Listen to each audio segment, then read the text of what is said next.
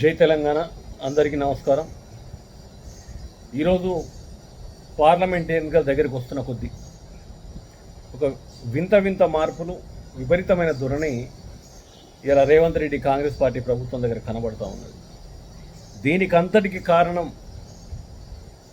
నిరంతరం ప్రజాశ్రేయస్సు, తెలంగాణ ప్రాంతం బాగుండాలని కోరుకునే ఏకైక నాయకుడు కేసీఆర్ గారు ఉన్నారు కాబట్టి ఇదంతా సాధ్యమవుతూ ఉన్నది. ఒకసారి ప్రజలుగా మనం ఆలోచించాలి. ఈ కాంగ్రెస్ పార్టీ ప్రభుత్వం ఢిల్లీ పెద్దల కన్సర్న్లలో, బీజేపీ ప్రభుత్వం గుజరాత్ పెద్దల కన్సర్న్లలో మాత్రమే నడుస్తుంది తప్పితే తెలంగాణ ప్రజలకు, తెలంగాణ ప్రాంతానికి ఏ రోజు కూడా వారు మొదటి ప్రాధాన్యత ఇవ్వరు అనేది మన గతంలో చాలాసార్లు చూస్తున్నాం. ఇది వాస్తవం కూడా. ఎందుకంటున్నానంటే ప్రభుత్వంలోకి రాగానే ఏకాఏకిన పోయి కృష్ణా బేసిన్ మీద సర్వ హక్కులు కేంద్ర ప్రభుత్వానికి అప్పచెప్పినాడు. అది అత్యంత ప్రమాదకరమైనటువంటి పరిస్థితి అని గమనించిన కేసీఆర్ గారు గతంలో వారు ముఖ్యమంత్రిగా ఉన్నప్పుడు ఎంత ఒత్తిడినో ఒప్పుకోలేదు. అయ్యో మళ్ళీ ఉన్న మన జుట్టు తీసుకుపోయి వాళ్ళ చేతులు పెడితే ఎట్లా అని అప్పటికప్పుడు వారి ఆరోగ్యం బాగలేకపోయినా, ఫ్రాక్చర్ ఉన్నప్పటికీ నా ప్రజలు నాకు ముఖ్యం అని చెప్పేసి బయలుదేరి నల్గొండలో భారీ సభ నిర్వహించి కాంగ్రెస్ పార్టీకి డెడ్లైన్ పెట్టి ముచ్చెమటలు పోయించాడు. కాబట్టి వెంటనే స్పందించి లేదు మేము కృష్ణా బేసిన్ మీద హక్కులు కేంద్ర ప్రభుత్వానికి ఇవ్వం, దీనికి మేము ఒప్పుకోము, మేము కూడా దాన్ని క్యాన్సిల్ చేసుకుంటామని చెప్పేసి వెంటనే యూటర్న్ తీసుకుంది కాంగ్రెస్ పార్టీ ప్రభుత్వం. అదే కేసీఆర్ గారు లేకపోతే జరిగేదా? ఒకసారి ప్రజలు ఆలోచించాలి. కృష్ణా బేసిన్ మీద హక్కులు కేంద్ర ప్రభుత్వానికి పోతే వాళ్ళ మన పరిస్థితి ఏంది ప్రజలు ఆలోచించాలి. చిత్తశుద్ధున్న నాయకుడు కేసీఆర్ గారు ఉన్నారు కాబట్టి కదా అది ఆగింది. ఇవాళ రైతు బంధు, పంట నష్ట పరిహారం వేస్తామంటున్నారు. రైతు బంధు, పంట నష్ట పరిహారం ఇప్పుడు వేస్తామంటున్నారు అంటే కారణం కేసీఆర్ గారు ప్రతి నియోజకవర్గంలో తిరుగుతూ ప్రశ్నిస్తూ ఉన్నాడు. నవంబర్లో వేయాల్సినటువంటి రైతు బంధు ఇప్పటి వరకు వేయలేదు, ఇప్పుడు కోతలకు వచ్చినాయి, నీళ్ళందక చాలా పంటలు నాశనం అయిపోయినాయి, రైతులకు రైతు బంధు ఇవ్వలేదు, ఎప్పుడు ఇస్తావు, సిగ్గు లేదా అని చెప్పేసి ప్రశ్నించే క్రమంలో ఇప్పుడు రైతు బంధు ఇస్తామంటున్నారు. పంట నష్ట పరిహారం ఎందుకు ఇవ్వలేదు అని ప్రశ్నిస్తే ఇప్పుడు ఇస్తామంటా ఉన్నారు.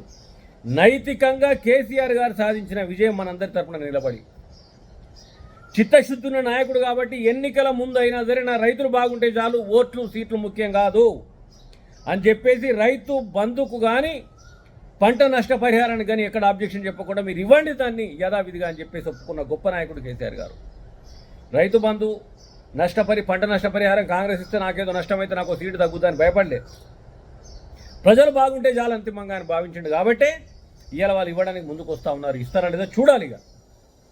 ఎందుకంటే చిత్తశుద్ధున్న నాయకుడు కేసీఆర్ గారు ఇలా ప్రతిపక్షంలో అయినా సరే మన కోసం పోరాడుతున్నాడు కాబట్టి ఈ కాంగ్రెస్ ఆగడాలకు అడ్డుకట్ట వేయగలుగుతున్నాను, కానీ లేకపోతే సాధ్యమయ్యేది కాదు. వాళ్ళు ఇష్టారాజ్యం ముందుకు పోయేవాళ్ళు. మేము కోరేదల్లా ఒకటి కోరుతా ఉన్నాం. ఏ కార్యక్రమం చేసినా ప్రజా శ్రేయస్సు కోరి, ప్రజల మేలు కోరి చేసినటువంటి నాయకుడు కేసీఆర్ గారు కాబట్టి ఒకసారి మీరు ఆలోచించండి. పోయినటువంటి శాసనసభ ఎన్నికల్లో విష ప్రచారాలు, అబద్ధాలు ఒక గుంపుగా తయారై తెలంగాణ మీద వెదజల్లి అబద్ధాల మీదనే ఇవాళ ప్రభుత్వం ఏర్పాటు చేసినారు, ప్రజలు మోసపోయినారు అనేది స్పష్టంగా కనబడతా ఉన్నది. ఇప్పటికైనా మన కొరకు కొట్లాడే నాయకుడు బలంగా ఉండాలి. మన కొరకు కొట్లాడే నాయకునికి బలం ఉండాలి అంటే రాబోయే పార్లమెంట్ ఎన్నికల్లో అత్యధిక సీట్లు కేసీఆర్ గారి పార్టీ బీఆర్ఎస్ గెలిస్తేనే తెలంగాణ మనుగడ కొనసాగిస్తుంది. ఎందుకంటే కేంద్రంలో ఉన్న బీజేపీ ఇప్పుడు 4 ఎంపీలలో ఒకడు సెంట్రల్ మినిస్టర్ ఉన్నా కూడా ఏ కాన తీసుకురాలేదు, పోను తెలంగాణకు నష్టం జరిగింది, మా తెలంగాణకు నష్టం జరుగుతుందని కొట్లాడిన ఏకైక పార్టీ ఎంపీలు కేసీఆర్ గారి నాయకత్వంలో బీఆర్ఎస్ పార్టీ ఎంపీలే తప్ప ఇంకొకరు కాదు. ఇవాళ కనుక కేసీఆర్ గారిని నాయకత్వాన్ని బలపరుస్తూ బీఆర్ఎస్ పార్టీకి పార్లమెంట్ ఎన్నికల్లో అత్యధిక సీట్లు కట్టబెడితే రేపటి రోజు వీళ్ళ ముక్కుకు తాడేసిన వాళ్ళం అవుతాం, వీళ్ళను గుంజి పట్టిన వాళ్ళం అవుతాం. కేసీఆర్ గారి నాయకత్వంలో ఇంకా న్యాయం జరుగుతుంది. ఇప్పటికి మనం ఓడిపోయినా సరే రేపు రాబోయే రోజుల్లో ఇంకా మేలు జరుగుతుందనే విషయాన్ని కూడా ప్రజలు గుర్తించాలి, గౌరవించాలి. కేసీఆర్ గారి నాయకత్వాన్ని కాపాడుకుంటేనే తెలంగాణ ప్రాంతానికి శ్రీరామ రక్ష అని చెప్పి తెలియజేస్తా ఉన్నాం. ఇప్పటికైనా మునిగిపోయేదేం లేదు. ఏకపక్ష తీర్పు బీఆర్ఎస్ పార్టీకి ఇవ్వండి, కేసీఆర్ గారి నాయకత్వాన్ని బలపరచండి. రాబోయే రోజుల్లో బ్రహ్మాండమైనటువంటి ప్రగతి సాధించుకుంటూ ఇంకా ముందుకు పోతాం.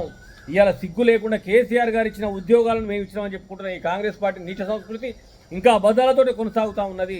ఇవాళ ఏదో నువ్వు కాకమ్మ కబుర్లు చెప్తా ఉన్నాడు. మా ప్రభుత్వం ఏర్పడిన తర్వాత 30,000 కోట్ల అప్పు తెప్పినాం మేము, 30,000 కోట్ల అప్పు తెరిపినాం కాదురా దద్దమ్మ. మరి ఇన్నిపైన అప్పులు చేసినప్పుడు 9.5 ఏళ్లలో కేసీఆర్ గారు ఎన్ని అప్పులు తెరిపిండ్రు అది కూడా ఒకసారి లెక్క చూసుకొని కనబడుతుంది అందులో. కేసీఆర్ గారు కూడా అప్పులు తెరిపిండు కదా. కేసీఆర్ గారు మేడిగడ్డ చేసిన అప్పు మొత్తం తెరిపోయిందని గతంలో ఒకసారి చెప్పినటువంటి గుర్తుంది ప్రజలకు. ఆ తెరిపిన లెక్కలు కూడా చెప్పు, మీరు కట్టింది ఎంత మేము కట్టిందో చెప్తాం. 4 నెలలు కానీ 17,000 కోట్ల పైన అప్పు చేసినాం. ఇవాళ నువ్వు నీతులు చెప్తే ఇవ్వండి నమ్ముతారు మీ మాటలు. అందుకని ప్రజలుగా మీరు ఒకసారి ఆలోచించండి. ఇవాళ ఉన్నటువంటి హక్కులు కాపాడబడాలంటే కూడా కేసీఆర్ గారి నాయకత్వం బలంగా ఉంటేనే, కేసీఆర్ గారి చేతికి బలం ఇస్తేనే జరుగుతుందనే విషయాన్ని మీరు అందరూ గమనించాలని చెప్పేసి చేతులెత్తి నమస్కరిస్తూ 13వ తారీఖు బీఆర్ఎస్ పార్టీ కారు గుర్తుపైన ఓటు వేస్తే మన హక్కులను మనం కాపాడుకోగలుగుతామని చెప్పేసి తెలియజేస్తూ ముగిస్తూ ఉన్నాం.